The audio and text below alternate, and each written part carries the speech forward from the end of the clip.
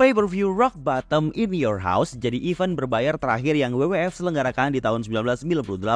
Pay-per-view ini diselenggarakan pada 13 Desember 1998 bertempat di luar Amerika, yaitu Vancouver, Kanada. Nama event ini mengambil nama signature atau gerakan ulti yang dimiliki The Rock, Rock Bottom. Ini karena The Rock yang baru saja turn heel menjadi corporate champion menjadi tokoh utama dalam pay-per-view ini. Walau begitu, match WWF Champion The Rock melawan Mankind tidak jadi main event yang mengakhiri acara. Justru match terakhir diberikan kepada sajian stipulasi Buried Alive atau match dikubur hidup-hidup antara Undertaker melawan Steve Austin.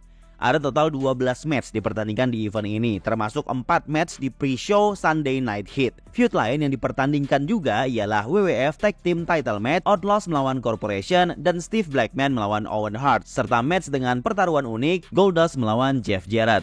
Buat yang ingin tahu detail cerita menuju event ini, silahkan bisa menonton Gulat Rewind Attitude episode 33 dan 34. Mari kita recap saja apa yang terjadi di event pay-per-view penutup tahun 1998 ini. Selengkapnya di channel Gila Wrestling, because you deserve it.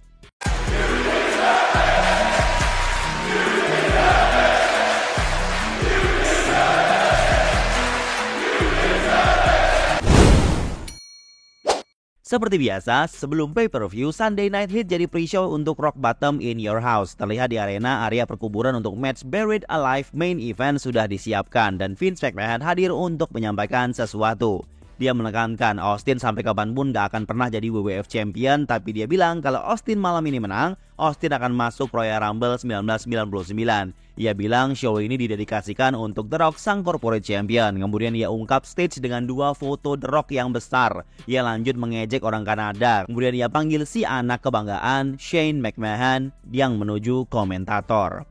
Match pertama, Light Heavyweight Championship, Job Squad masuk menemani Dwayne Gill melawan Matt Hardy yang ditemani Jeff Hardy. Matt Hardy melakukan 2 manuver besar di awal dan ternyata cuma itu gerakan yang terjadi di match ini, karena sesaat setelah itu Blue Mini datang lagi, ganggu Matt dan Dwayne Gill langsung kunci, match selesai, retain. Light Heavyweight Championship emang title untuk jobber ini jelas. Kemudian segmen rekaman The Rock promo di arena diputarkan. Saat dia sedang hype promonya, di belakang terlihat Mankind mengawasi dan menghajarnya ke sana kemari. Hantam dengan pot tanaman dan pergi. Kemudian dicek dokter, katanya The Rock tidak boleh bertanding guys. Rusuknya bermasalah karena itu. Sementara itu Mankind terlihat kesal karena match title-nya terancam batal. Mankind masuk ke ring dan ia bawa sebuah surat kontrak. Ia mengungkap dalam kontrak itu tertulis bahwa The Rock harus match bagaimanapun kondisinya. Jika The Rock tidak bisa bertanding, maka title-nya menjadi milik Mankind. Jadi terpaksa ini The Rock harus tetap match walau rusuknya sakit. Ia terlihat kesal. Match kedua, Brian Christopher ditemani Scott Taylor yang lagi cedera akibat ulah Droz kemarin. Brian akan melawan jobber bernama Kevin Quinn. Walau ini match filler jobber, tapi penampilan dan perlawanan Kevin cukup entertaining dan bahkan dia bisa menang dengan mengejutkan dan mereka kesal. DX masuk, siap menemani Triple H untuk melawan Droz ditemani Animal LOD. Ini jadi match return Triple H sejak cedera beberapa bulan lalu. Match berjalan singkat, Droz menguasai di awal dan langsung kena pedigree sesaat setelahnya dan selesai. Animal terlihat kesal. Shawn keluar bersama Antek. Ia mengumumkan bahwa di match tag team title malam ini antara Outlaws dan Corporation, DX tidak boleh hadir di ringside. Jika melanggar aturan, title akan dicopot dari Outlaws. Kemudian Shawn menschedulkan match lagi untuk Outlaws di pre-show ini nanti. McMahon di belakang sedang memikirkan cara negosiasi ke Mankind untuk bisa menyesuaikan dengan kondisi The Rock. Dia cukup optimis. Debra keluar bersama Jeff Jarrett. Diungkap dalam segmen ini bahwa match Jarrett melawan Goldust akan dipertandingkan dengan stipulasi striptease match. Jika Jeff Jarrett menang, Goldust harus telanjang bulat, dan jika Jarrett yang kalah, Debra yang harus melakukannya. Segmen berikutnya, Michael Cole mempromokan Buried Alive match. Match pre-show terakhir, Outlaws terpaksa harus match 2 kali di malam ini. Di sini dia akan lawan The Acolytes, Farouk dan Bradshaw. Outlaws cukup kesulitan. Di tengah match, Bossman dan Shamrock hajar Outlaws dan match DQ. Memang match ini dibuat untuk menjebak mereka, tapi kemudian Triple H keluar untuk membantu. Sementara Acolytes menghajar Corporation. Lah, malah berantem sendiri mereka. Kemudian bell Undertaker terdengar, lampu mati, suara Taker muncul, dan malam ini ia akan mengklaim jiwa Austin dan menguburnya hidup-hidup di dasar terdalam atau Rock Bottom.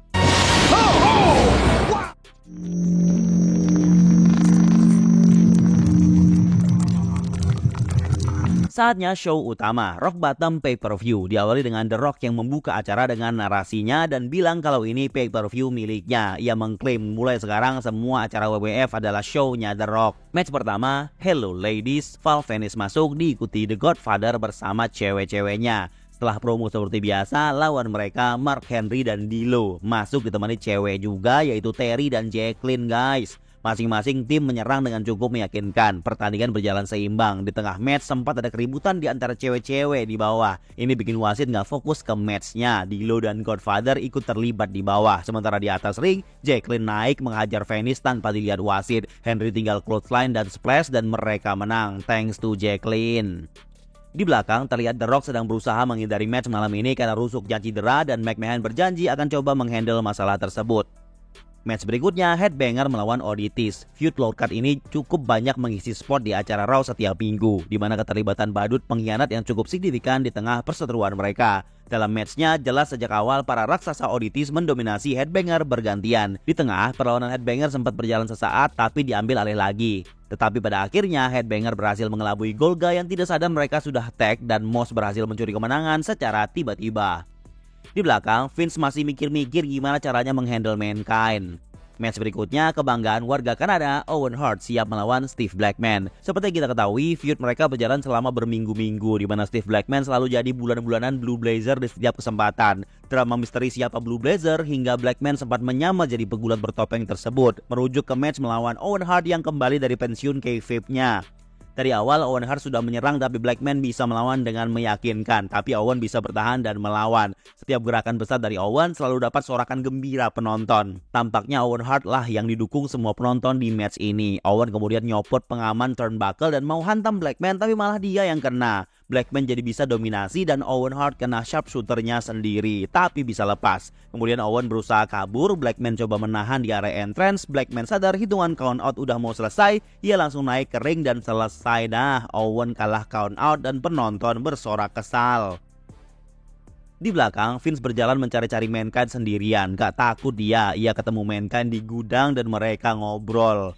Match selanjutnya, Job Squad dipimpin Al Snow akan 6-man tag melawan The Brood 3 lawan 3. Di sini Bob Holly potong rambut guys, sudah sesuai dengan hardcore Holly yang kita kenal. Match berjalan sengit, masing-masing tim dapat kesempatan mengontrol dan mengeroyok. Sempat chaos di tengah, Scorpion moonsault mantap, Edge lempar badannya keluar, Christian kemudian bisa ulti Scorpio dan The Brood menang. Terlihat Vince dan Mankind lagi negosiasi ini guys. Match berikutnya, striptease match, Jeff Jarrett melawan Goldust. Feud ini terjadi sejak Debra yang duluan menggoda Goldust untuk mengalihkannya beberapa kali. Awalnya Goldust melawan dengan mencium, tapi setelah itu ya dia juga tidak peduli. Ia kemudian balas dengan telanjang di depan Debra dan membuat Jarrett kalah. Debra pun sempat mengalihkan dengan cara yang sama ke Goldust, tapi justru Goldust bisa menang. Di match ini mereka akan menentukan siapa yang akan telanjang di atas ring. Goldust didukung penuh oleh penonton. Ya jelas lah ya, mereka pengen lihat Debra yang striptease. Match berjalan cukup solid seperti biasa. Di tengah match, Debra mau kasih gitar tapi dilihat wasit dan Goldust bisa kunci. Tapi wasit gak fokus ke match. Halah. Match berlanjut, Goldust bisa kembali dominasi. Ia siap low blow Shatter Dream. Debra menggrepenya, Goldust gak nafsu. Wasit fokus ke Debra, Goldust berhasil low blow tanpa dilihat wasit. Wasit berbalik ngecek Jarrett di bawah. Debra hantam Goldust dengan gitar. Wasit hitung count out Jarrett di bawah. Ia berhasil naik dan kasih finisher. Ia kunci dan Jarrett menang. Goldust yang harus telanjang guys. Boo. Shawn masuk dan menyelamati Jarrett. Jarrett disuruh istirahat keluar katanya. Sementara Debra stay di atas ring. Awalnya dia merasa akan menonton Goldust striptease nih si Debra. Tapi ternyata Shawn menyatakan matchnya DQ karena hantaman gitar Debra tadi. Itu artinya Jarrett kalah. Debra yang harus striptease sekarang juga. Nah gitu dong. Sensor.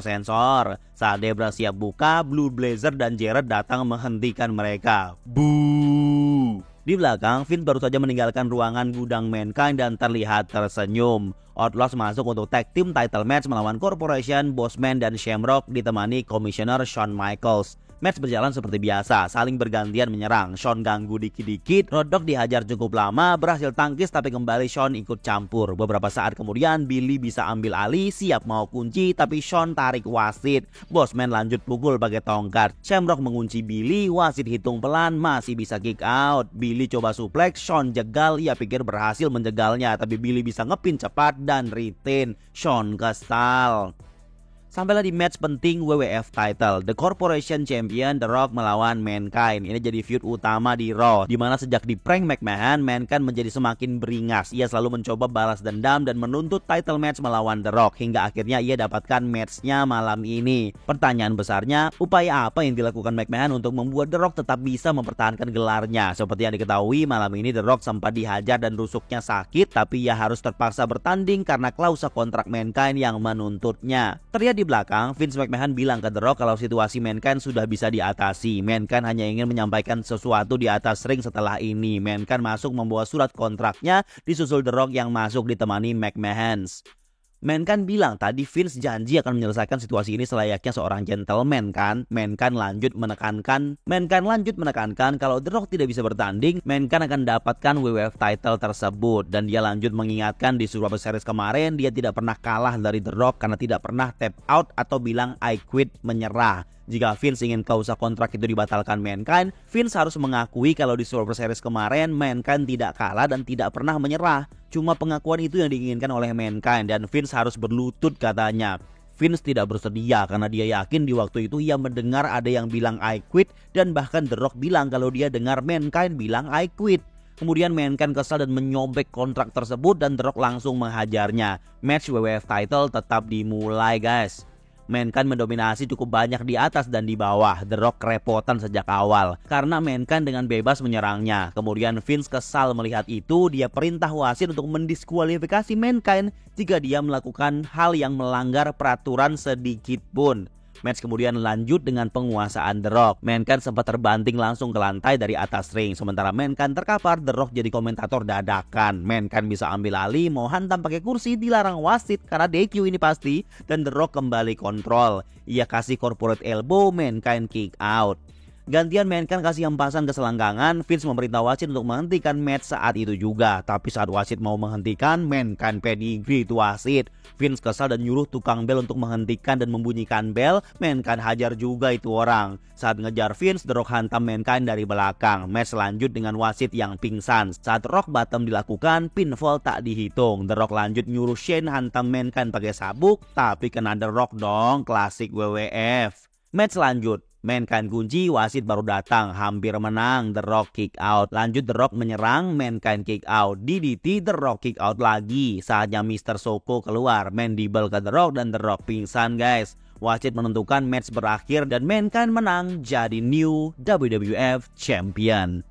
Tapi jangan senang dulu. Vince pegang mic dan bilang kalau memang benar iya Mankind menang, tapi untuk menang title Mankind harus pinfall The Rock atau buat dia tap out dan bilang I quit. Karena tadi The Rock hanya pingsan, oleh karena itu The Rock masih WWF Champion. Kocak dah anda ini Vince. Mankind kesal, ya mandible claw si Vince McMahon. Dari belakang Shane hantam Mankind, enggak mempan. Mankind lanjut soko Vince. Shane pukul lagi dan gantian Shane yang kena soko. Lanjut hantam Vince lagi, Antek datang dihajar juga. Terus di ending Shamrock dan Bossman hajar Mankind dan semua bubar. Match kelar. Mankind memang tak dapat title yang seharusnya ia dapatkan, tapi Mankind cukup puas bisa mengajar Vince dan Anteknya. Bagi fans ini jelas ending yang menyebalkan. Untungnya itu bukan akhir dari pay-per-view karena main event Buried Alive match siap dijalankan. Titik puncak pemicu match ini adalah saat Judgment Day pay-per-view 2 bulan lalu, di mana Austin menggagalkan kemenangan Taker. Taker yang dendam dengan Austin menghajarnya setelah Survivor Series dengan hadir dan hantam Austin pakai sekop. Ini jadi titik dimulai serangkaian segmen penculikan Austin yang akan diawetkan hidup-hidup sebagai bagian dari ritual Undertaker untuk pengorbanan Ministry of Darkness. Bukan cuma Austin, Kane juga jadi sasaran Taker dan Paul Bearer. Tapi upaya tersebut gagal dan pada akhirnya Austin sempat digantung di atas simbol Undertaker untuk jadi pengorbanan bagi Ministry of Darkness. Undertaker entrance pertama dan Austin menyusulnya dan langsung ngadu pukul di entrance. Baru di awal mereka langsung beraksi di area yang penuh dengan tanah makam dan sekop yang berjejer. Tapi kemudian mengarah ke ring dengan Austin yang berhasil ambil alih.